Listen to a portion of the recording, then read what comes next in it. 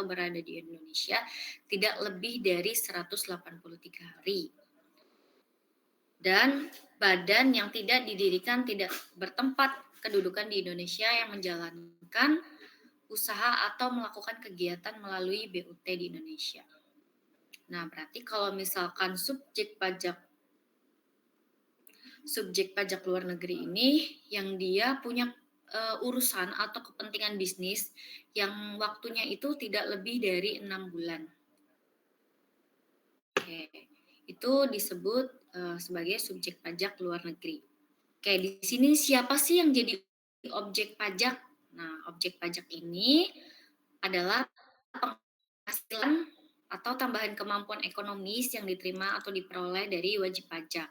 Nah, baik yang berasal dari Indonesia maupun dari luar yang dapat dipakai untuk konsumsi atau untuk menambah kekayaan wajib pajak yang bersangkutan dengan nama dalam bentuk apapun. Misalkan contohnya kita punya kendaraan untuk disewakan. Berarti itu objek pajak atau subjek pajak. Ada yang bisa bantu jawab?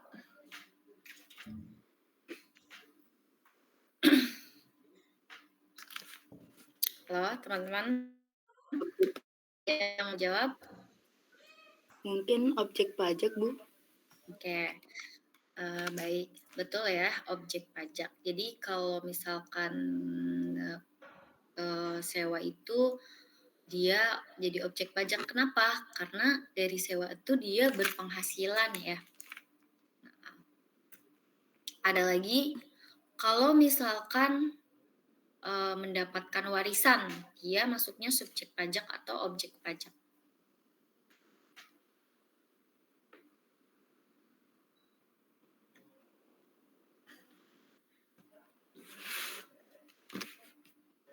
Objek atau subjek? Objek ya.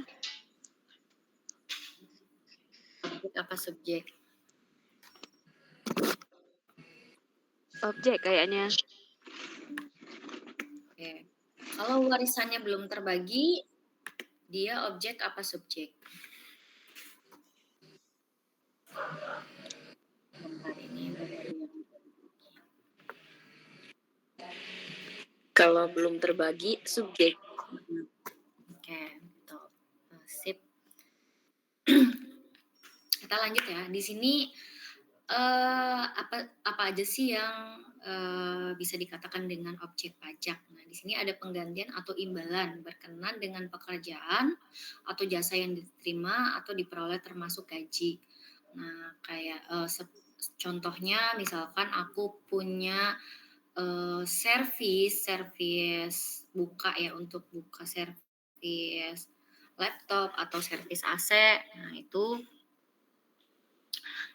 diterima atas jasa kita. Nah, ada juga imbalan. Ini ada juga gaji, tunjangan, honorarium, komisi, bonus. Nah, contohnya komisi misalkan kalau reseller deh ngejual gitu kan. Kita reseller, target kita 1.000, alhamdulillah kita capai targetnya. Nanti kita dapat komisi. Nah, itu komisi itu dikenakan pajak ya. Nah, di sini ada tunjangan. Makanya di PPh 1 itu tunjangan itu kan jadi objek pajak.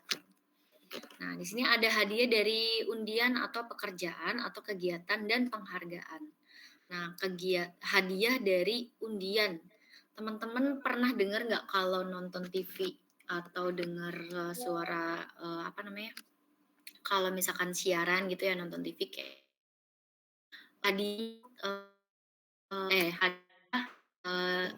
dipotong pajak itu kan pajak dibayarkan oleh penerima hadiah. Nah, itu menjadi salah satu juga contoh bahwa itu pajak.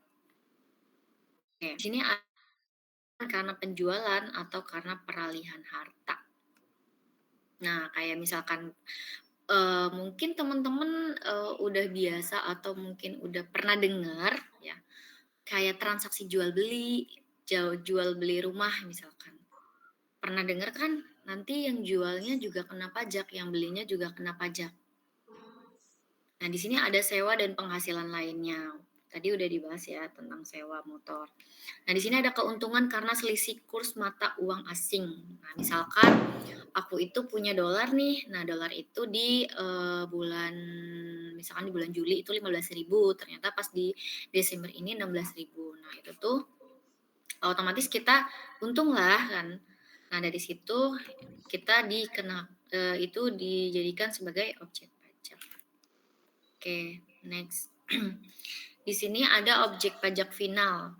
Nah, adapun objek pajak final dikenakan PPh final atas penghasilan yang berupa pertama itu ada bunga deposito dan tabungan lainnya. Yang kedua, penghasilan dari transaksi saham dan sekuritas lainnya di bursa efek. Penghasilan dari pengalihan harta berupa tanah atau bangunan dan penghasilan tertentu lainnya pengenaan pajak yang diatur oleh peraturan pemerintah. Di sini sedangkan di sini ada penghasilan yang bukan termasuk objek pajak adalah sebagai berikut. Di sini udah diatur dengan Undang-Undang Republik Indonesia Nomor 36 Tahun 2008 tentang perubahan keempat atas Undang-Undang Nomor 7 Tahun 1983 tentang pajak penghasilan ayat 3 huruf A dan B, B, C. Yang pertama ada bantuan sumbangan termasuk zakat yang diterima oleh Badan Amil Zakat atau lembaga amil zakat yang dibentuk atau disahkan oleh pemerintah dan para penerima zakat yang berhak. Nah, misalkan ini dalam kategori termasuknya penerima sumbangan atau zakatnya yang berlegal ya. Jadi yang dia itu kalau di kitanya tuh apa sih namanya ya? Kalau yang ini zakat ada yang tahu? Aku lupa namanya apa? Basar apa sih? Basarnas Bu, Basarnas. Ya, Basarnas. Nah, itu bukan termasuk objek pajak. Nah, di sini ada warisan.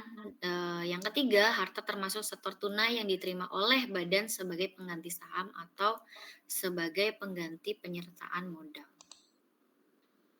Oke, selanjutnya kita di sini ada jenis pajak penghasilan nih. Nah, udah diatur pada pajak penghasilan itu diatur pada Undang-Undang Nomor 7 Tahun 1983 tentang pajak penghasilan. Nah, di sini tuh udah beberapa kali diubah nih dengan Undang-Undang Nomor 36 Tahun 2008 tentang perubahan keempat atas Undang-Undang Nomor 7 Tahun 1983 tentang pajak penghasilan. Nah, pajak penghasilan diatur dalam beberapa pasal. Yang paling umum itu ada di PPh pasal 21, 22, 23, 25 atau 29 berikut dengan 26. Oke, kita lanjut ke peraturan pemerintah atau yang biasa kita sebut dengan PP 55 tahunnya 2022 ini tentang kalau misalkan kita itu omsetnya yang di bawah 4, tarif 0,5% atau biasa disebut dengan 0,5%. Pernah dengar?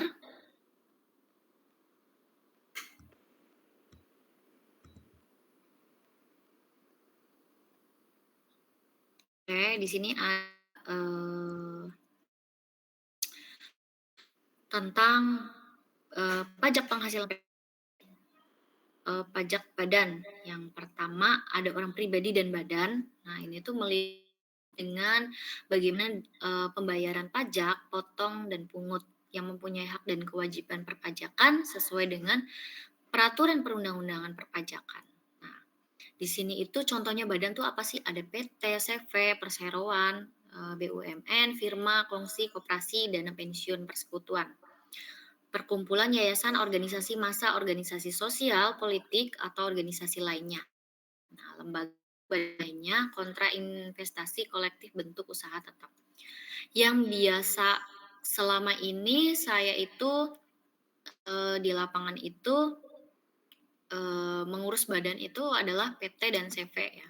Nah, di sini untuk bagaimana dengan sistem pemungutan sendiri itu adalah self assessment, di mana wajib pajak ini menghitung, menyetor, dan melaporkan pajak sendiri yang terhutang. Jadi pemerintah itu memberikan, kepercayaan kepada wajib pajak untuk, menghitung, menyetor, dan melapor pajaknya sendiri yang terhutang. Nah, di setiap wajib pajak ini bayar terhutang dengan, sesuai dengan ketentuan peraturan perundang-undangan perpajakan. Oke. Di sini ada bagaimana sih dengan kewajiban pajak badan. Yang pertama kan kita udah otomatis, punya NPWP. Nah, kalau badan usaha itu sudah membuat laporan keuangan dengan pembukuan. Nah, terus menghitung pajaknya sendiri. Terus kita bayar, lalu kita laporkan dengan melaporkannya SPT masa dan SPT tahunan. Kalau SPT masa kan kita bisa lapor PPh 21, 23, nah SPT masa PPN, berikut dengan SPT masa tahunan. Oke, di sini ini adalah contoh bukti, atau wajib pajak Badan Indonesia ini wajib menyelenggarakan pembukuan kalau dalam bentuknya badan usaha. Nah, di sini udah ada dan diatur pada pasal 28 Undang-Undang tentang KUP. Nah, minimalnya banget itu adalah neraca dan laba rugi ketika kita itu melaporkan SPT tahunan badan. Oke. Nah, di sini PPh, setor sendiri. Kalau misalkan saya punya usaha atau teman-teman punya usaha, teman-teman ngerasanya saya, sebagai wajib pajak yang taat pajak dan membantu untuk pembangunan Indonesia misalkan. Saya mau bayar pajak nih, bayarnya kemana kira-kira? Nah, di sini tentang pajak penghasilan ini bisa disetor sendiri jika teman-teman itu punya usaha badan atau dalam bentuknya UMKM yang di mana omsetnya ini masih di bawah 4,8 miliar. Nah, di sini bagaimana sih dengan hitung pajaknya? Nah, Peraturan Pemerintah Nomor 55 Tahun 2022 ini, peredaran bruto omset 1 tahunnya kurang atau sama dengan 4,8 miliar. Kalau misalkan lebih 4,8 miliar gimana nih? Otomatis berarti itu harus segera dikukuhkan karena sudah bukan dalam golongan UMKM lagi. Kalau misalkan udah 4,8 miliar berarti nanti tarif pajaknya berapa? Nah, kita sudah memulai potong pungut, dikenakan PPN 11%. Nah, di sini 0,5% ini dikali omset per bulan bersifat final. Tadi PPh dihitung sendiri, dibayar sendiri, disetor sendiri, dan dilaporkan sendiri. Nah, di sini omsetnya per bulan berapa? Misalkan aku omsetnya 1 miliar. 1 miliar itu berarti saya kalikan 0,5% nih. Nah, 1 miliar berarti kalau kali 5% berapa? 500.000. Berapa teman-teman? Misalkan 1 tahun deh. 1 tahun saya 1 tahun saya omsetnya 1 miliar dikali 6,5 berarti saya harus membayar PPh pajak finalnya itu 0,5%. Nah, saya tuh buat apa sih? Saya butuhnya itu belajar pajak itu saya butuhnya untuk untuk ya gimana cara PPh 1, 3, terus PP. Nah, tapi kalau misalkan teman-teman bekerja di mana perusahaan ini punya anak usaha yang masih dalam kategori dia, pajaknya itu masih menggunakan pajak UMKM. Jadi teman-teman itu harus tahu nanti untuk bagaimana sih cara setornya, lapornya, menghitungnya. Nah, itu tuh 0,5% dikali omset per bulan atau biasa disebut dengan peredaran brutonya. Oke, kalau udah, dipotong 0,5%, Apa nih yang nggak yang tidak boleh menggunakan tarif 0,5%? Misalnya penghasilan yang diterima atau diperoleh dari luar negeri yang pajaknya terhutang atau telah dibayar di luar negeri. Nah, kenapa? Karena itu sudah ada tarifnya sendiri. Kalau misalkan orang Indonesia punya penghasilan di luar negeri, berarti nanti masuknya PPh berapa? Ada yang tahu PPh pasal?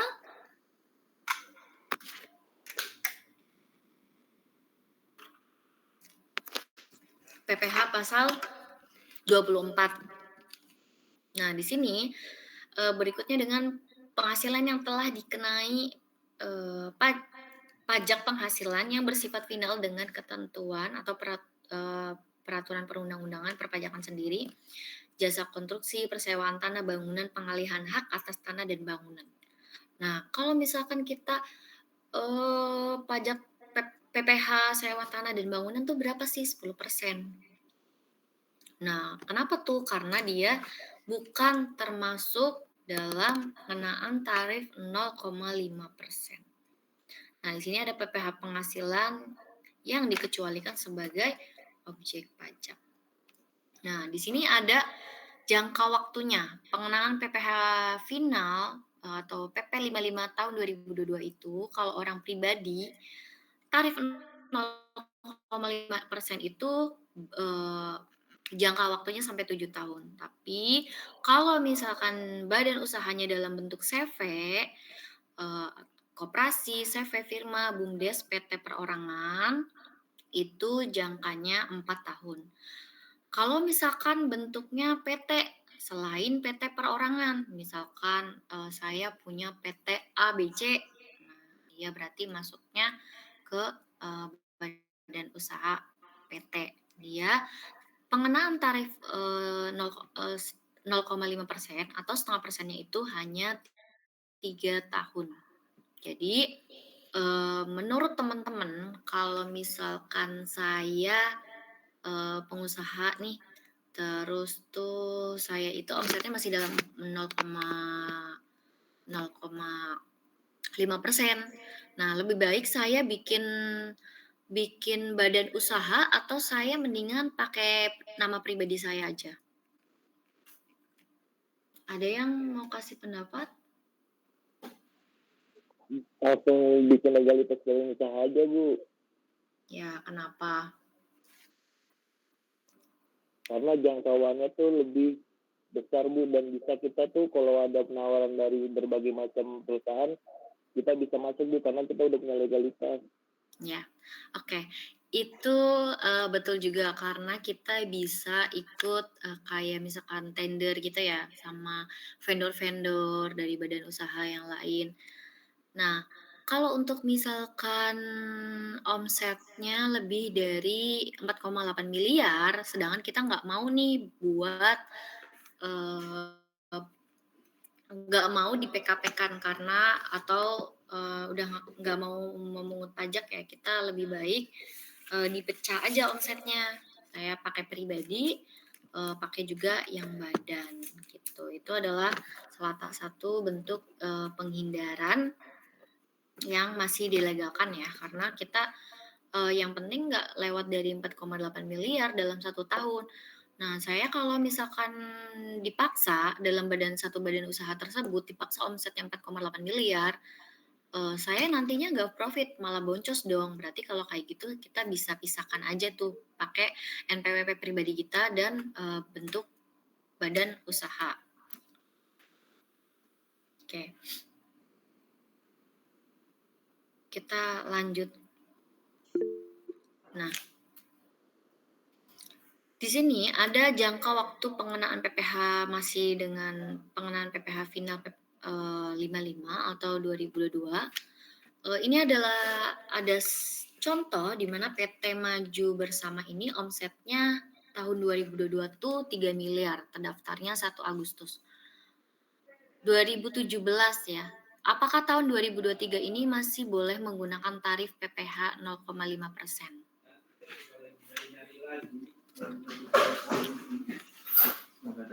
Tidak bisa, Bu. Oke, ada yang bisa bantu menyampaikan kenapa alasannya? Aku bisa, Bud. Kenapa? Karena kan dia sudah berdiri, perusahaan itu sudah berdiri dari lebih dari 3 tahun, Bu. Gitu. Karena kalau sudah memang lebih dari 3 tahun sebuah perusahaan, itu sudah bebas dari namanya PPh final, Bu. Itu. Oke. Oke, udah paham ya. Jadi, kalau misalkan udah lebih dari 3 tahun, dia sudah tidak boleh menggunakan tarif 0,5% lagi. Nah, di sini kita akan kembali ke tarif Undang-Undang PPh pasal 17 atau pasal 31E tentang Undang-Undang PPh, yang di mana menggunakan lapisan-lapisan 5%, 15, 25 gitu ya. Oke. Ini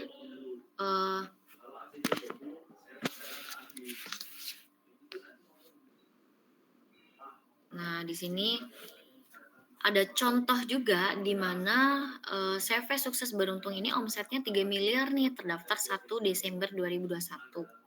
Apakah tahun 2023 itu masih boleh menggunakan tarif PPh final 0,5%?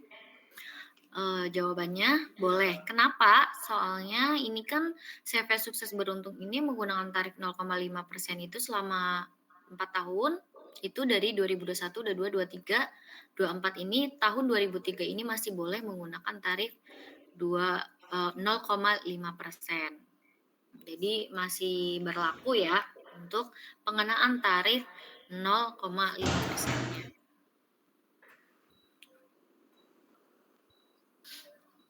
Oke, di sini ada kita masih lanjut di contoh PT AIWO, di mana PT perorangan terdaftar tahun 2021. Berarti dia akan selesai ya. Masanya itu untuk penggunaan tarif 0,5%-nya ini ada di 2025. Nah, PT AIWO ini juga terdaftar yang di 2023 itu dia menggunakan masih berlaku 2026. Nah, kalau BUMDes C terdaftar di 2022 nih, maka penggunaan tarif 0,5%-nya ini sampai di tahun 2025. BUMDes C juga terdaftar tahun 2023, ini cuman geser-geser 1 tahun doang sih ya angkanya ya. Oke, kita lanjut aja ya. Nah, di sini di mana gimana nih kalau untuk lapor PPh itu PPh 55 bentuk formulirnya ini seperti ini ya. Jadi kalau misalkan nanti kita ada buat contoh di mana SPT pribadi yang menggunakan tarif 0,5%. Sebentar. Ini kita suaranya saingan sama belakang.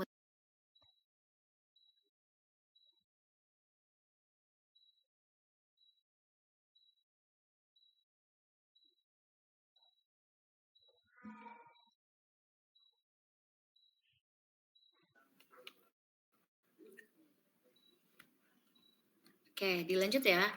Nanti kita di akhir ada bagaimana cara mengisi SPT pribadi dengan menggunakan dia 0,5%. Nah, di sini ini adalah bentuk formulir ketika teman-teman atau kita akan melaporkan SPT pribadi, dia itu misalkan menggunakan UMKM ya. Nah, di sini ada penghasilan bruto nih, misalkan penghasilan kita Januari misalkan 100 juta, dikenakan tarif 0,5% dan berapa PPh final terhutangnya, dan kita akan cantumkan angkanya di sini, nanti kita buat billing kayak gitu ya. Jadi nanti bentukan atau diisi selama 1 tahun berjalan. Ini nanti di sini ada nama NPWP, nama dan NPWP-nya dari wajib pajak tersebut. Oke, di sini ada lanjut. Nah, bagaimana nih untuk setor PPh 0,5%? Nah, yang pertama kita harus punya akun dulu DJP online-nya. Nah, nanti kita akan membuat billing. Billing atau yang kemarin sudah saya sampaikan bahwasanya yang dulunya atau yang sebelumnya itu sekarang sudah berubah menjadi SSE. kita harus login dulu ke DJP-nya, lalu kita klik billing, nanti kita klik jenis pajak dan jenis setorannya. Mana jenis pajaknya ini adalah kita tentang PPh final ya. Nah, ini di sini ada jenis setorannya nih, setorannya karena saya, eee, pengusaha UMKM nih, berarti saya kena tarifnya 0,5%. Nah itu, karena saya, menghitung sendiri, membayar sendiri, melapor sendiri, maka di sini jenis setorannya dicari yang kode untuk setor sendiri. Masanya itu, misalkan kita itu bayar Desember nih ya, kita bayar di bulan Desember ini untuk membayar PPh kita di bulan November. Jadi, terjadi dulu baru dibayar, itu sederhananya ya. Kalau misalkan dalam bentuk, pajaknya itu adalah, 5 tanggal terakhirnya itu tanggal 15 setelah bulan, eee, di bulan berikutnya gitu kan. Nah, tapi kalau simpelnya saya mengartikan sendiri itu adalah, saya usaha dulu baru saya bayar di bulan berikutnya pada tanggal 15, gitu. Itu maksimal banget di tanggal 15 ya, setoran paling lambat tanggal 15. Tapi teman-teman usahakan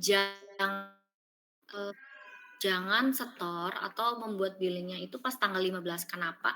Karena tuh kadang servernya tuh error. Jadi kayak misalkan ketika saya mau bayar, itu tuh nggak masuk-masuk, nggak berhasil-berhasil. Itu udah pernah terjadi di saya itu beberapa kali, makanya udah usahakan untuk melapor PPh final itu sebelum tanggal 15, untuk, bayar PPh final itu sebelum tanggal 15, karena untuk menghindari resiko server yang, nge-down gitu ya. Oke. Di sini, di mana setor PPh 0,5% ini biasanya kalau kita ya pertama bikin NPWP atau misalkan kita dalam bentuknya badan usaha, CV atau PT, misalkan kita masih menggunakan 0,5%, biasanya kita minta suket atau yang biasa dengan surat keterangan lah kalau kita tuh belum kalau kita tuh masih menggunakan PPh final, belum, ada pengukuhan atau kita belum PKP gitu ya. Nah, ini adalah bentuk contoh suratnya. Aku ada suratnya cuman ini, kutipan aja lah ya, soalnya kalau dari aku ada nama kliennya sama NPWP-nya.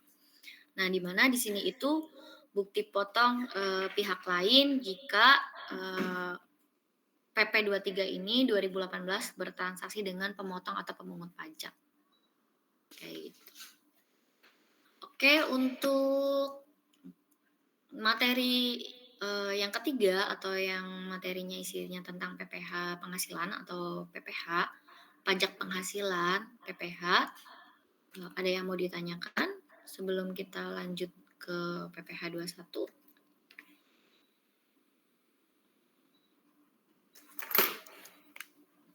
Ada yang mau ditanyain?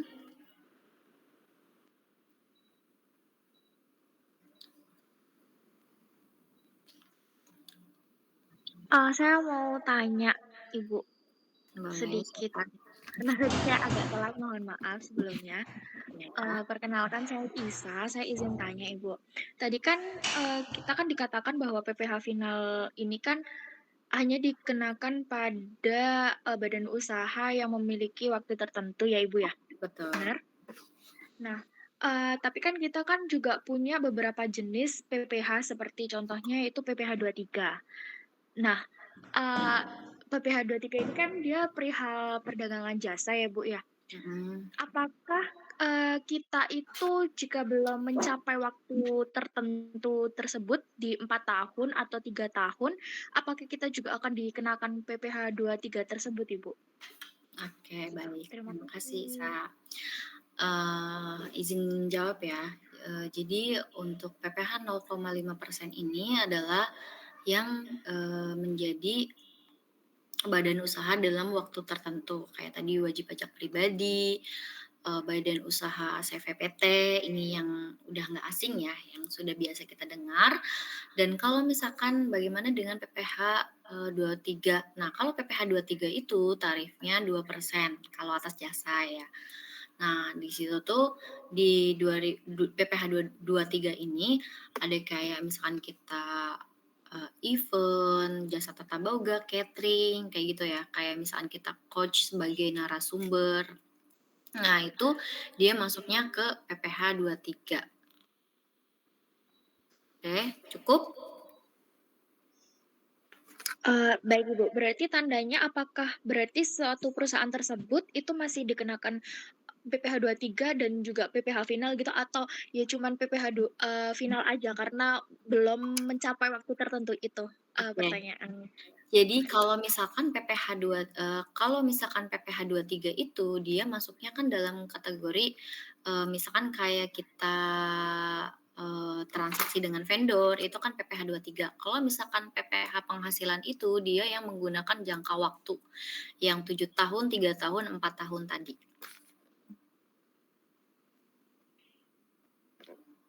Cukup atau ada yang masih? Nanti kita bahas kok tentang kayak, tentang PPh 23 kayak gitu. Baik Ibu, terima kasih. Sama. Nanti, kita coba, cek gimana sih maksudnya mengecek nanti saya akan buat laporan laba rugi sederhana, yang di mana ini tuh sebagai objek pajak, ini tuh subjek, ini dia masuknya objek pajak PPh berapa gitu tuh, nanti saya akan buat itu. Jadi nanti teman-teman juga, mungkin nanti pas kerja atau yang sudah bekerja itu, nanti ada terpisah maksudnya kayak ini kan dari perusahaan ada PPh 21 nih, misalkan ada membayar BOP-nya itu membayar gaji karyawan. Oke, untuk membayar gaji karyawan kan otomatis perusahaan ini harus membayar PPh 21-nya dan melaporkan PPh 21. Karena di laporan keuangan BOP-nya itu dia melaporkan bahwasanya si perusahaan ini, menggaji karyawannya, berarti kita melaporkan juga PPh 21. Berikutnya ada PPh 23 di laporan keuangan si badan perusahaan tersebut ya. Contohnya misalkan saya perbaikan atau pemeliharaan, berupa aset kantor, misalkan kayak AC gitu ya. Nah, si AC ini berarti ini menjadi salah satu objek, ini harus dikenakan PPh. Tapi kita tanyakan kembali nih, biasanya kalau, untuk vendornya ini dia bentuknya pribadi atau badan? Kalau misalkan badan dikenakan PPh 23. Kalau misalkan pribadi dia dikenakan PPh 21 tapi bukan karyawan, masuknya, pekerjaan, lepas ya kayak apa sih jatuhnya kayak upah lah, upah harian atau kayak upah lepas gitu kan. Nah itu. Nanti, nanti kita belajar itu deh itu. Kita akan bahas. Jadi, kita bahas dulu semua materi, nanti di mana aja yang ini tuh menjadi objek pajak, subjek pajak, nanti, bagaimana dengan pemotongan kayak 0,05% itu ngambil dari mana, PPN itu bisa dikreditkan, dan PPN itu yang lebih bayar itu ditaruh di mana angkanya gitu kan, atau, dalam penyajiannya lah. Oke, ada lagi yang mau ditanyain? Bu, aku mau nanya, Bu. Silakan. Bu, kemarin kan gini, Bu. Jadi kan kita kan kelebihan bayar PPh 21, Bu. Oke. Nah, terus itu kita akuinnya gimana ya, Bu ya? Ketika kita di bulan depannya gitu. Oke, untuk PPh 21 kalau misalkan terjadi kelebihan itu, lebih baik jangan direstitusi ya, tapi, dipindah bukukan untuk ke masa berikutnya. Oh, berarti kelebihan bayar contoh ketika kita pajak PPh 21 kita misal 110.000, Bu. Iya. Misal contoh. Nah, terus kelebihan kita tuh sekitar 200.000, Bu. Berarti kelebihan itu apa namanya kita PBK untuk di masa selanjutnya ya, Bu ya, Iya, sampai benar-benar betul, sampai itu yang habis. ya, Bu. Iya, betul. Oh, begitu. Gitu aja. Bu, sama satu lagi, Bu, aku mau nanya, Bu. Silakan. Pajak 0,5% itu dia itu masuknya ke pasal berapa ya, Bu? Maaf. Kalau 0,5% ini masuknya ke peraturan pemerintah yang 55/2022. Ada di pasal berapa ya, aku PMK berapa gitu, bentar, lupa, nanti aku iniin lagi ya. Pokoknya itu yang jadi patokannya itu adalah yang sering biasa disebutin itu, PP 55/2022. Oke, Bu. Sebenarnya aku sempat ada rumor tentang 0,5% yang PMK itu, Bu. Itu benar, Bu, ada PMK gitu? Betul. Jadi, peraturan Menteri Keuangan itu yang menetapkan kalau misalkan enggak, gini deh, kayaknya teman-teman itu kebawa trust issue kayak gini, konten. Tahun depan kamu udah nggak bisa pakai tarif 0,5%. Mungkin kejebak dengan kata-kata itu. Yang dimaksud itu, kamu udah tidak boleh atau tidak dikenakan lagi tarif 0,5% itu berlaku yang sudah habis masanya kayak 7 tahun, 4 tahun, 3 tahun. Itu sudah tidak boleh menggunakan tarif 0,5%. Maka kembali dengan, Undang-Undang PPH pasal 17, nanti kita balik lagi dengan, 31E yang menggunakan lapisan itu. Ya. Nah, itu. Jadi nanti, untuk kayak peraturan kan sekarang, untuk tarif 0,5% juga kan kemarin ya Ibu Sri Mulyani itu sudah melanjutkan bahwasanya tarif 0,5% ini masih dilanjutkan di tahun 2025. Cuman yang masih menjadi keraguan kita itu kan adalah PPN 12% ya. Itu tuh sebenarnya udah ada di HPP, Harmonisasi Peraturan Perpajakan. Itu udah ada di tahun 2022 pada saat PPh 55 tahun 2022 itu keluar, itu udah ada itu tuh. Waktu itu saya masih ikut penyuluhan di KPP itu, kita itu nanti akan ada kenaikan PPN itu di 1 Januari 2025. Mungkin kan karena pemimpinannya berubah, jadi masih dalam tahap pengkajian lagi, gitu. Jadi kalau teman-teman yang mungkin sering banget lihat atau lewat konten kayak misalkan iklan-iklan sekarang kan kayak konsultan pajak udah mulai banyak yang beriklan-iklan gitu ya, kayak bahasanya sharing-sharing tentang keilmuan pajak, dia itu sebenarnya mengecoh sih, kita kayak dibikin panik dengan kata-kata, "Kamu udah tidak bisa menggunakan lagi tarif 0,5% gitu tuh. Karena masanya sudah selesai, sudah habis. Gitu. Iya, Bu. Makanya Ini aku sempat dapat kabar kayak gitu, makanya aku mikir, aku tanya sama rekan-rekan kantor, nggak ada ah. Makanya kan aku biar lebih gitu, Bu, biar lebih fix maksudnya. Berarti nggak ada ya, Bu, ya untuk PPh 0,5% yang PMK itu. belum ada ini, cuman baru Ibu Sri Mulyani itu menyampaikan masih tetap dilanjutkan dengan 0,5% itu. Siap, Jadi Ibu. ya UMKM masih dapat 0,5%. Ya, itu aja. Oke, makasih, Bu. Ya, sama-sama. Oke, ada yang mau ditanyain lagi? Sebenarnya tentang PPN yang 12%, Bu, aku mau nanya. Gimana untuk PPN? Bu, PPN 12% ini kan yang masuk ke daftar pajaknya itu kan yang PPN BM ya, Bu. Nah, PPN BM itu klasifikasinya apa aja sih, Bu? Kalau misalkan PPN BM itu kayak barang mewah, kalau beli motor, beli mobil, kayak gitu ya. Sebenarnya mungkin kan ini menjadi concern atau ketakutan sendiri kayak misalkan pekerjaan sebagai sales gitu ya. Sebenarnya kayak bayar PPN itu hanya bayar di awalnya aja pas kita beli kendaraannya itu. Nah, itu masuk dalam kategori barang mewah. Nah, itu tuh sudah diatur untuk PPN BM itu. Ada di PMK berapa ya? Sekarang tuh PMK-nya baru itu 81/2024. Nanti teman-teman silakan untuk menyempatkan waktu membaca gitu. Itu sampai 600 halaman kalau nggak salah.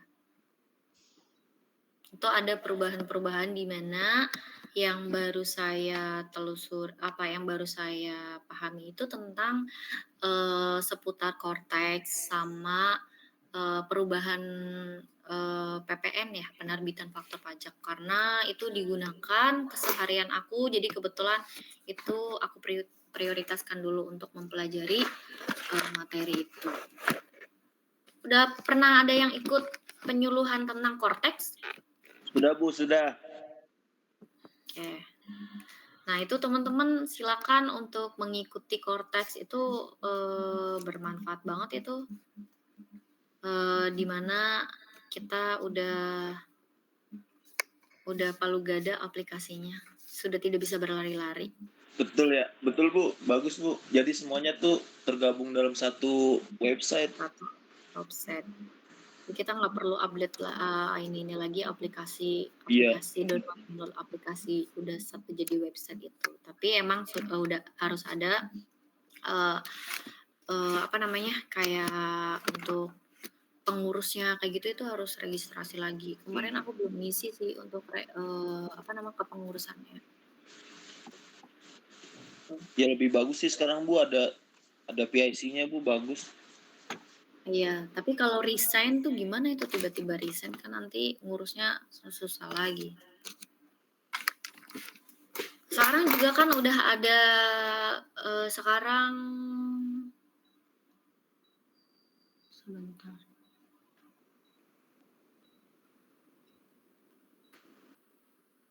Kalau misalkan sekarang itu kalau misalkan kita login DJP itu harus udah ada OTP-nya. Nah, teman-teman yang pegang akun DJP perusahaan, tolong cepat-cepat dicek lagi itu OTP-nya, pastikan lagi ke nomor direktur atau nomor komisarisnya atau ke siapa, karena nanti kita udah mulai per 1 Januari ya, itu sudah mulai menggunakan kode OTP karena maraknya penipuan yang dari pajak itu loh.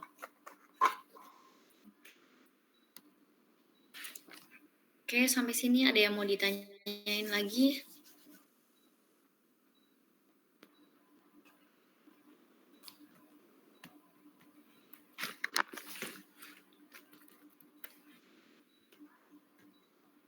Ada yang mau ditanyain? Berarti penggunaan Cortex itu Bu, dia mulainya pas banget di Januari awal atau di pertengahan ya Bu? Kemarin itu saya lihat di template-nya itu tanggal 16 Desember itu udah mulai ada simulasi awal kan. Nah, tapi kemarin saya itu nggak ngikutin, tapi udah diberlakukannya itu untuk 1 Januari. Oke, kita close dulu ya untuk materi ini. Kita lanjut ke PPH 21, nanti kita akan lanjut ke simulasi hitung PPH 21-nya. Oke, ini aku materinya masih dari KPP.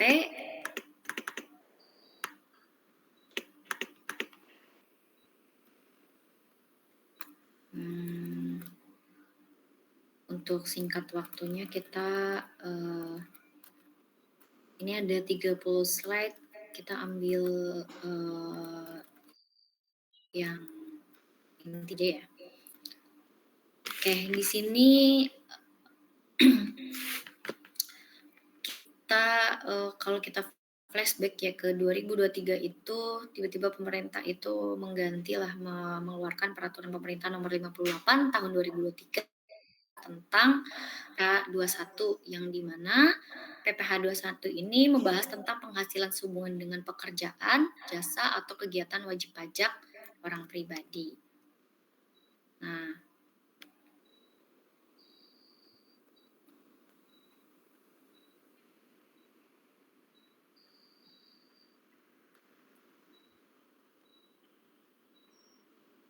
oke, di sini ada tarif pemotongan pajak penghasilan PPH 21 yang dimana tarif pasal 17 ayat 1 ini huruf A Undang-Undang Pajak Penghasilan 60 di mana tarifnya itu menggunakan tarif lapisan ya yang 5%, 15, 25, 30, 35. Oke, kita lanjut aja. Ini di sini ada tarif baru nih yang baru dikeluarkan. Itu pemotongan pajak penghasilan PPh 21 ini eh, atau yang biasa TER itu ada TER dalam kategori, ada 3 kategori. Yang pertama ini kategorinya A, B, C, dan di mana kategori A ini adalah untuk yang berstatus atau PTKP-nya TK 0 sampai dengan TK 1 dan K0. Dan kategori TER B ini ada TK 2 dan K1, TK 3 dan K2. Atau yang PTKP-nya jumlah nominalnya 67.500.000. Nah, di sini ada TER C-nya.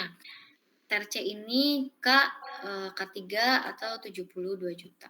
Yang dimana yang biasa kita kurangin ya di PPh, menghitung PPh 21 itu nominalnya 72 juta. Oke. Di sini ada tarif efektif harian. Nah, kalau yang penghasilannya kurang dari 450.000 itu dikenakan 0%. Tapi kalau misalkan 450.000 sampai dengan 2.500.000 itu menggunakan tarif 0,5%. Dikali PPh bruto harian. Oke, di sini ada presentasinya dari 0% sampai dengan 34% untuk kategori TER A yang dimana PTKP-nya ini TK 0 dan TK 1 dan K 0. Nah, teman-teman ini itu sebagai buku pedoman PPh 21 ini yang menggunakan tarif TER ini kita menggunakan ini ya kalau misalkan kayak kalau staff aku gitu ini biasanya ditempel di mejanya. Misalkan si karyawan ini gajinya 6.200.000 nih dia masuk berapa persen ya untuk potongan TER-nya. Oh dia belum nikah nih gitu tuh. Jadi untuk tarif TER-nya kalau misalkan kalian hanya mengetahui A, B, C-nya aja tapi nggak tahu nih statusnya bingung gitu. Nah, alangkah baiknya ya untuk dibuat catatan kecil atau misalkan kayak ditempel di meja gitu. Nah itu untuk tarif TER A dan TER B, TER C. Nah ini sebagai pedoman untuk pemotongan persentase pemotongannya. Oke, di sini ada contoh soal yang dimana Tuan R ini bekerja di perusahaan PT ABC nih dan memperoleh gaji sebesar 10 juta. Nah, membayar iuran pensiun 100.000 per bulan. R juga menikah, tapi dia tidak memiliki tanggungan. Berarti statusnya K0. Ya. Perhitungan bulanan saat ini, dia bergajinya itu 10 juta nih.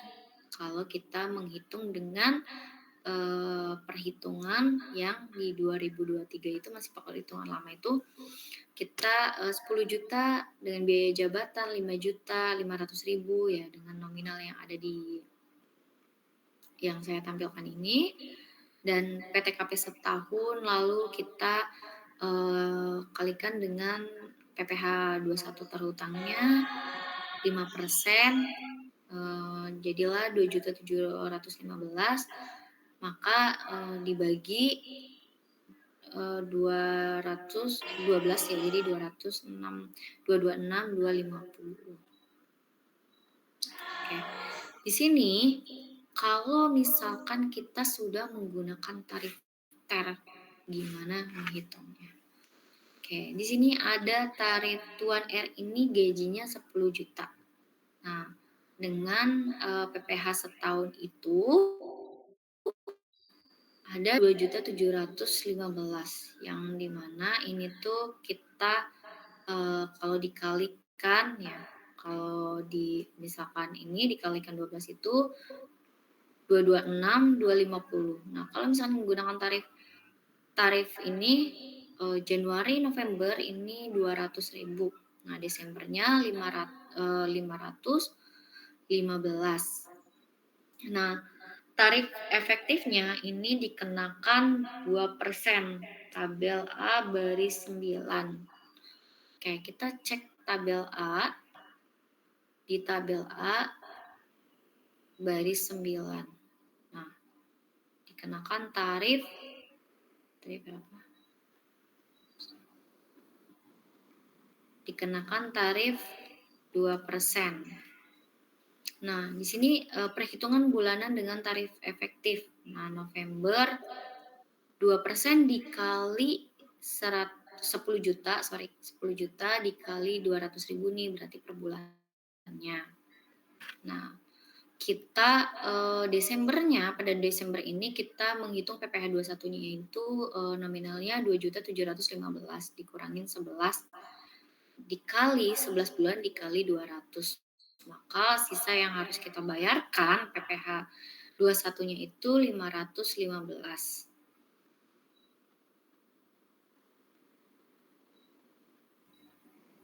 Oke.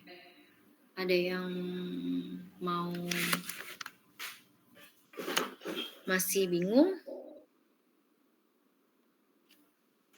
Biasanya sih ada sih yang masih bingung. Nah, ini gimana nih kok 2%-nya dikali 10 juta, terus dapatlah 200.000. Nah, ini angkanya dari mana? Kita hitung ya. Di mana Januari November ini 2% dari 10 juta. Nah, di sini ada persentase 2%-nya, tabel A di garis 9. Oke. Silakan teman-teman membantu atau menghitung juga biar kita sama-sama tahu ya. Nah, di sini kok ini Desembernya 2.715 nih. Nah, ini dari mana angkanya? Nah, oke. Kalau kita masih menggunakan tarif yang perhitungan dengan yang lama, kita itu harus membayar 2.715 di tahun ini nih, yang ada di contoh soal ini. Tapi 2023 ini ternyata dipotong di pertengahan tahun ini. Pemerintah itu dengan adanya pengenaan tarif TER berlaku untuk Desember pada akhir 2023.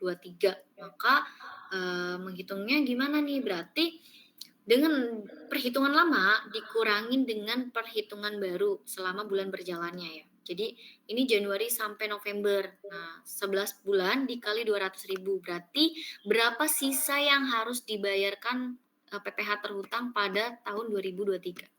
Nominalnya 515. Sampai sini ada yang masih bingung?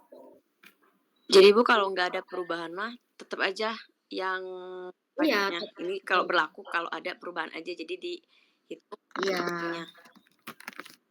Betul. Jadi kita itu ditanyakan nih, kalau misalkan kalau tidak ada perubahan, kita itu bayar di Desembernya tetap 226.000.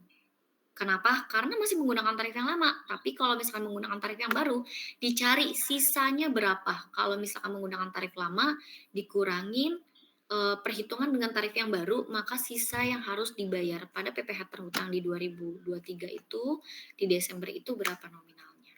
Kayak gitu. Ini menggunakan tarif TER yang baru ya. Nah, kalau sekarang gimana nih? Berarti kan sekarang udah berlaku TER nih pas nanti di perhitungan PPh 21 ini. Nah, itu udah langsung aja per bulan kamu udah si karyawan ini berapa nominal perhitungannya gitu kan. Nah, itu udah langsung menggunakan tarif TER. Nah, di sini kita skip aja ya ini ya.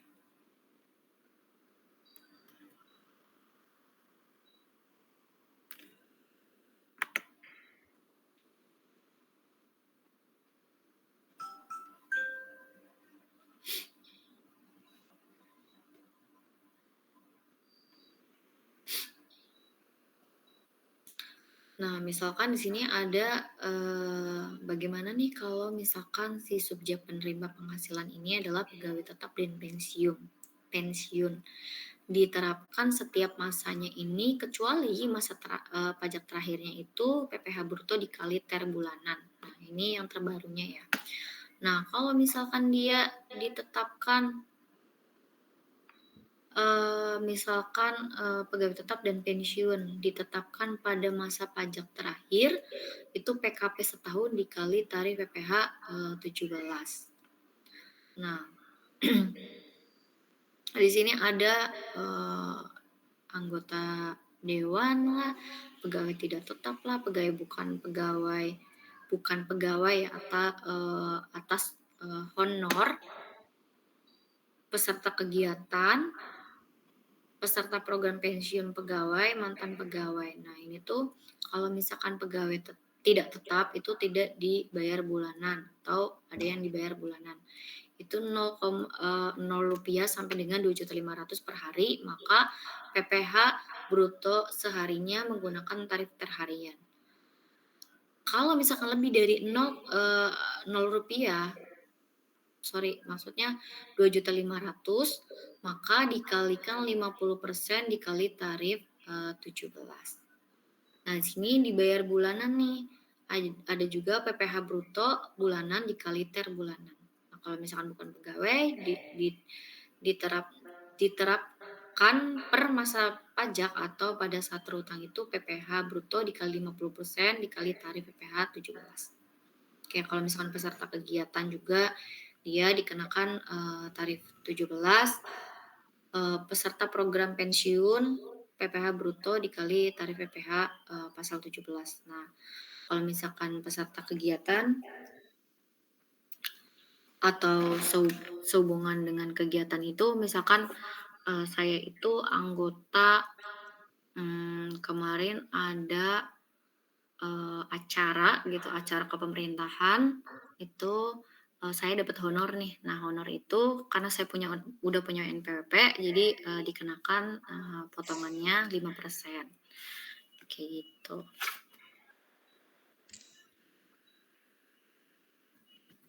Oke.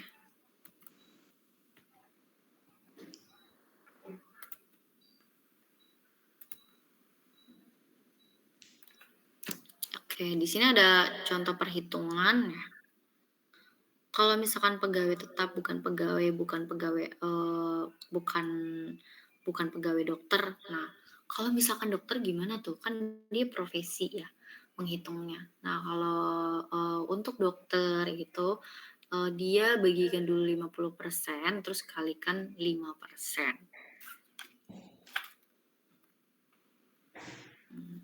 Oke.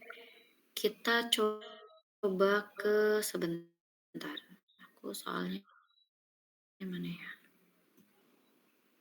PPh 21.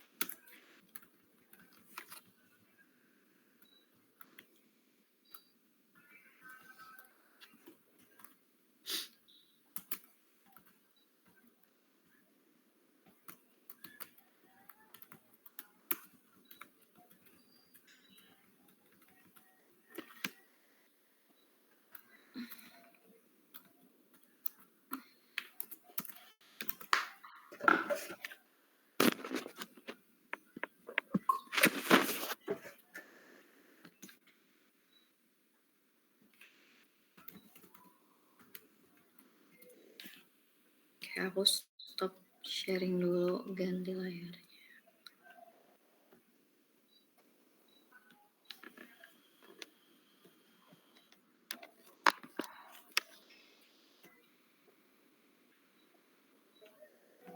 Oke, udah muncul spreadsheet-nya.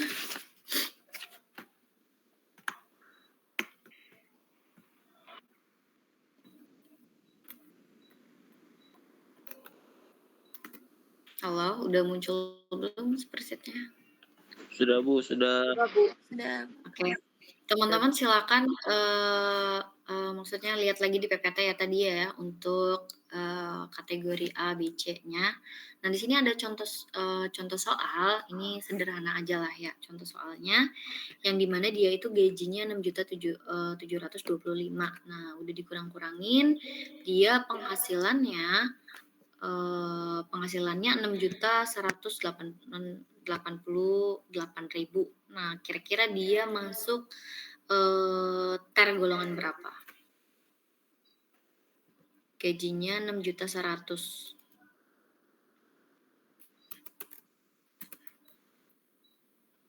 Hilang Bu, maaf Bu, hilang. Oke, bentar. Ya.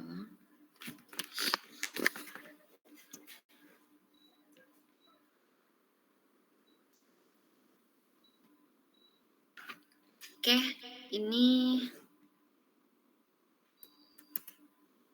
udah kelihatan? Sudah. Oke. Di sini penghasilannya tinggal 6.188.000. Berarti dia masuk kategori TER berapa nih?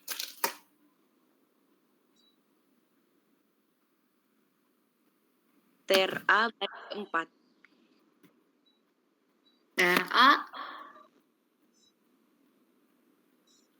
Baris keempat. Karena dia 6.188.000. TER A baris keempat ya. Berarti untuk nominal persentasenya berapa? Baris keempat presentasenya berapa? 0,75. Oke. 0,75. Ya, jadi nanti dikalikan ini ya, bentar, aduh.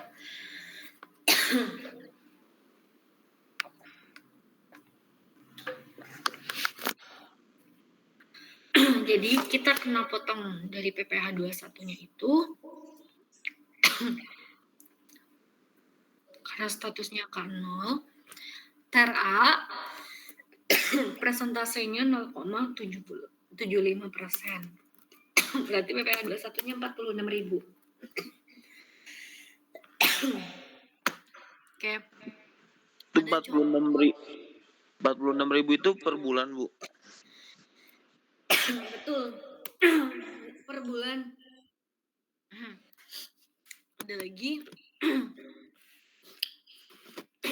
Ada lagi contoh soal 2.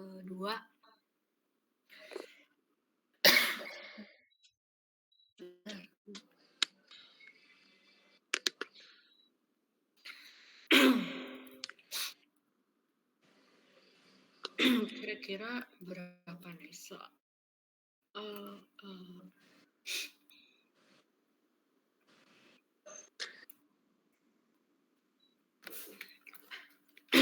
Ini dia status bentar. Ini dia status pajaknya apa, Bu? Nah, statusnya dia K1. Masih K1 ya. Sorry, ini statusnya aku dibuat satu ini aja.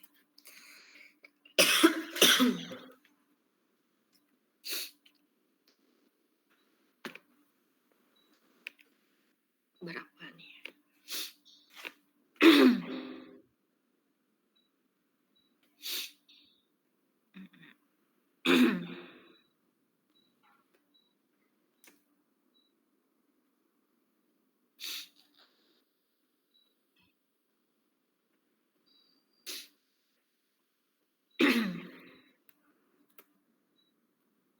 Jadi ini contoh soal 2, gajinya itu 8 juta, dia punya iuran pensiun dibayar sendiri, JAT dibayar sendiri, JKK, JKM jaminan kecelakaan kerja ya, JKM jaminan kematian sama lembur.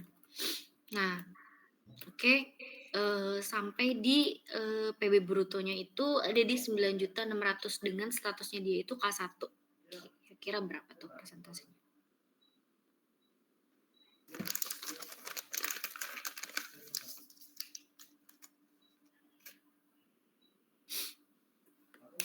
Berapa nih?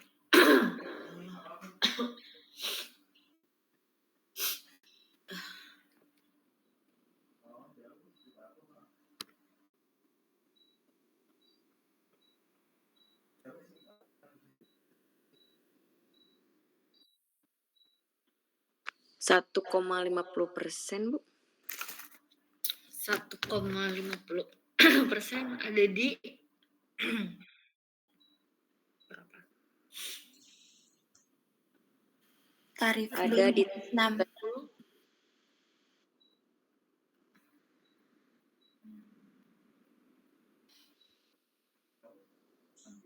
Oke, 1,50% ya. Oke, kita coba masuk 1,50%. Oke, maka PPh terhutangnya PPh 21 terhutangnya 144.240.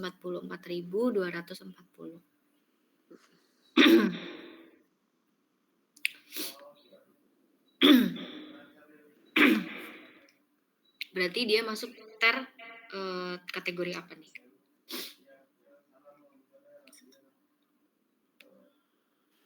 B, Bu. Kategori B. Oke. Jadi ini contoh PPh 21 ter. Nah, di sini ada kalau teman-teman kerja dapat BPJS Ketenagakerjaan ya, yang dimana JHT-nya itu ada yang dibayarkan oleh karyawan, ada yang menjadi ada yang menjadi tambahan atau premi ya dari si perusahaan itu sendiri. Nah, itu tuh dimasukkan sebagai tambahan. Nah, karena yang ditanggung perusahaan ada, dibayarkan sama sendiri juga ada. Nah, kalau misalkan JKM dan JKK itu dimasukkan ke sebagai pengurang dari gajinya karyawan. Gitu. Oke, di sini ada soal yang ketiga nih. Misalkan saya bekerja ya, kerjanya ini bukan honor ya, tapi aku karyawan tetap. Contohnya ya, karyawan tetap dari perusahaan, dan saya itu dapat gajinya 120 juta nih. Nah, berarti saya masuk, sedangkan status saya K1. Nah, itu masuk kategori apa tuh?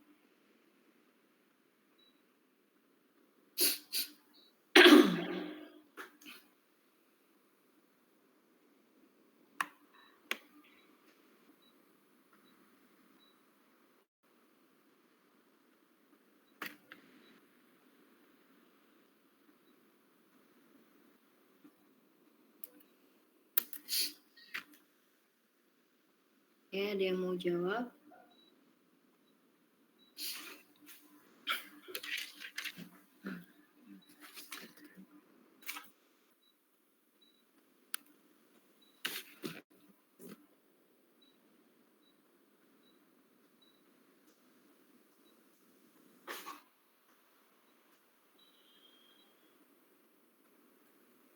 Kira-kira saya akan masuk kategori ter berapa ya?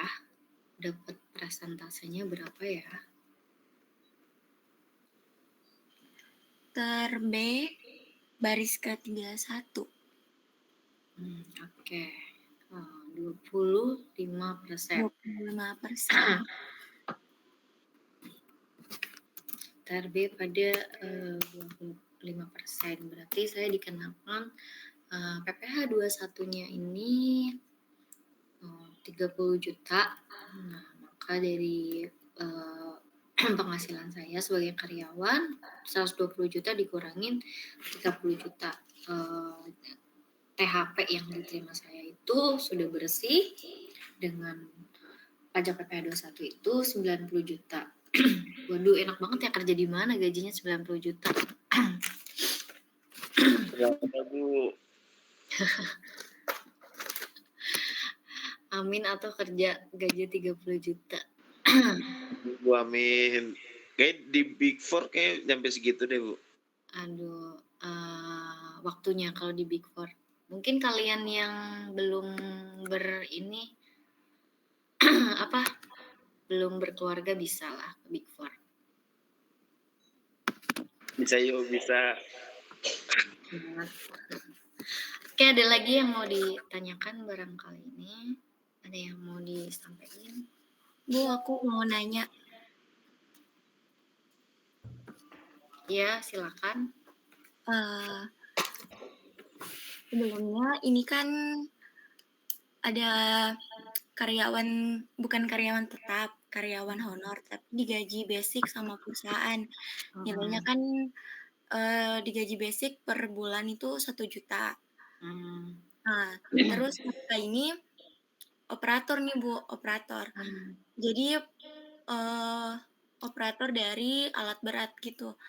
Nah, mereka dibayar, kan ada basicnya 1 juta, tapi mereka tetap dibayar juga berdasarkan HM. Jadi berapa HM per bulan itu nggak nentu Bu. Jadi kayak misalkan kalau 1 bulan ini kalau lancar gitu ada penyewa, mereka bisa dibayarkan sampai 5-6 juta. Tapi kadang kalau misalkan nggak ada penyewa, itu dibayarnya cuma 1 juta. Atau kadang malah cuma 500.000 berdasarkan, jadi mereka dibayar HM-nya itu cuma 5 berdasarkan dari penyewa itu. Jadi pertanyaan saya, ini tuh berapa minimal penghasilan yang bisa mereka dapat potongan pajak gitu, Bu? Nah, kalau misalkan kamu langsung login ke DJP online-nya nggak? Iya, Atau aku bisa login? Iya. Kalau misalkan login, itu kamu tinggal pilih aja di 210009 kalau nggak salah ya. Formulirnya itu bukan pegawai. Nanti masukkan gaji yang dia terima itu berapa. Nanti presentasinya tuh muncul. Biasanya 5% potongannya tuh. Oh, itu lihatnya di situ, nggak dihitung manual dari kita gitu? Nah, kalau misalkan teman-teman mau hitung manual, gaji 6 juta itu ada potongan nggak? BPJS kayak gitu-gitu, ada nggak? Nggak ada. Nggak ada. Berarti kalau misalkan nggak ada kan otomatis kita itu kan lebih dari perharinya itu kan lebih dari, kalau misalkan dihitung, misalkan contoh 6 juta ya, kalau dibagi 30 hari berarti berapa? Lebih 200.000 Bu. Nah, 200.000 kan, berarti dia masukin aja langsung ke DJP-nya. Itu satu orang, banyak nggak orangnya? Ada 4 orang. Ada 4. Itu Iya. simpelnya ya, kalau aku itu langsung masukin aja ke DJP, nanti dia kan itu kan buat PPh 21-nya nih, tapi yang bukan Iya. karyawan kan. Klik yang bukan karyawan, jangan ngeklik yang karyawan dan lain-lain. Itu kan presentasinya beda-beda ya. Bukan beda-beda sih, maksudnya kategorinya bukti potongnya itu beda gitu tuh. Nah, ini kan karena harian lepas yang bukan karyawan, nanti dia akannya muncul sendiri gitu. Nanti dari aku, dari saya itu baru catat sesuai yang ada di DJP itu. Gitu. Oh, kirain Bu kayak kita nih bikin sendiri. Terus udah itu langsung nanti dapat nilainya, kalkulasi nilainya, baru nih dibikinin billing di DJP gitu. Kalau aku karena kalau orangnya sedikit, itu bikinnya itu langsung masuk ke DJP online-nya. Kalau misalnya kayak karyawan tetap, baru kita bikin dulu bukti bikin hitungan manualnya kan, baru Iya, kita heeh. bikin, billing-nya, bayar, baru dibuat gitu. Kalau orangnya sedikit mah langsung ke DJP-nya aja. Di menu apanya tuh, Bu? Ada menunya, bentar aku. 4, Rider 5. Yang ini nih. Nggak bisa akses, pastikan Anda memiliki izin. Nggak bisa aksesnya. Jadi kalau Mungkin karena misalkan nih, Bu, 1 juta nih per bulan, terus kan ada basic-nya juga 1 juta. Jadi Iya. dia terima 2 juta lah per bulan. Itu tetap potong PPh 21 juga. Aku mau nanya ini Betul. minimalnya Orang gitu. pribadi kan itu. Iya, Iya, pribadi. kalau pribadi ya tetap 21. Nanti di kliknya itu ya bukan karyawan gitu.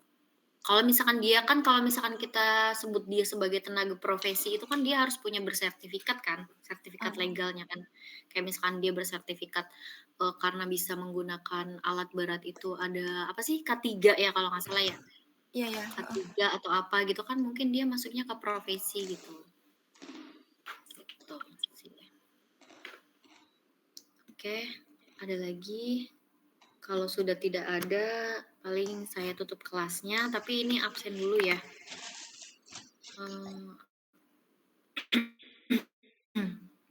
Karena waktunya sudah 21.20. Berarti Zahra kerja di mana, Zahra? Aku kerja di BUMD gitu, Bu. Wih, mantap, Kak Zahra. BUMD, Kak. Kelas, Kak Zahra. Tapi masih pakai konsultan pajak, jadi pajaknya tuh nggak aku Iya. kelola sendirian. Kenapa? Sayang banget ya. Ya makanya itu disuruh belajar dulu. Bu, aku mau nanya, Bu. Silakan, gimana? Bu, misalkan aku ini ya, kan perusahaan ini kan bergerak di bidang jasa, Bu. Nah, aku nitip PPN ke dia, ke vendor aku. Nah, ketika itu dia tidak menyentorkan PPN, Bu, apakah itu aku kena ya, Bu ya? Kena surat juga ya, Bu? Enggak nyetorin PPN-nya. Ini, si jadi kan, vendornya. iya, jadi aku kan awalnya gini, Bu, aku kan pengen bayar sendiri. Nah, tapi si vendor ini minta dia yang bayarin, Bu. Nah, duit kita tuh udah yang harusnya kita setorkan langsung PPN. Nah, itu kita titipkan ke lewat dia, Bu. Nah, dia ini tidak bayar PPN itu. Apakah kita sebagai customer kena, Bu? Nanti ketika dia dia dapat panggilan, apakah kita juga kena, Bu? PPN atau PPh 23 nih? PPN, Bu, PPN. Kalau misalkan PPN, dianya nggak nyetorin kayak gitu. Invoice-nya Iya, ada? Invoice-nya ada semua, Bu. Semuanya lengkap. Dari invoice, dari bukti, semua berita acara, semuanya lengkap, Bu. Tapi kita sudah nitipkan ke mereka, tapi mereka tidak menyetorkan, Bu, gitu. Cuma masuknya bisa nanti masuk ke penggelapan ya, karena dianya udah motong PPN kan dari kamunya ya? Udah, Bu, udah. Iya. Berarti tapi dia ngasih faktur pajak nggak? Nah, yang kita bingung, dia nggak ngasih faktur, Bu. Nah, itu.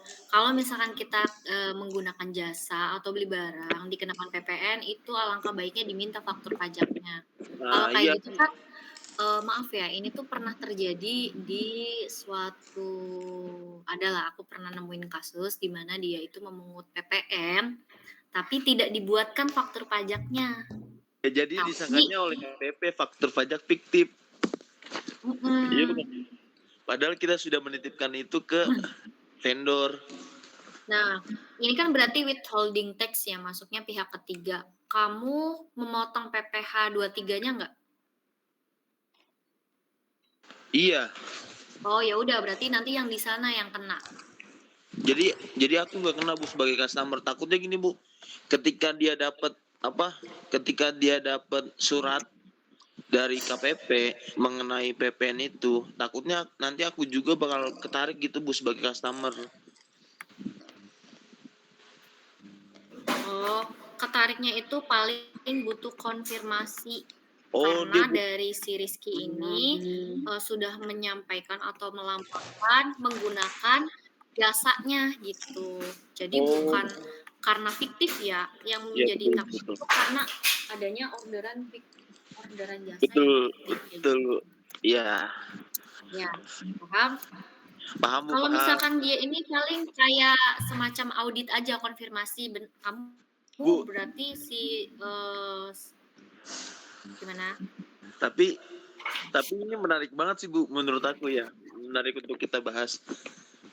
Agar teman-teman semua tuh bisa ketika nanti sebenarnya kita amit-amit lah ya Bu ya, ada case di permasalahan ini.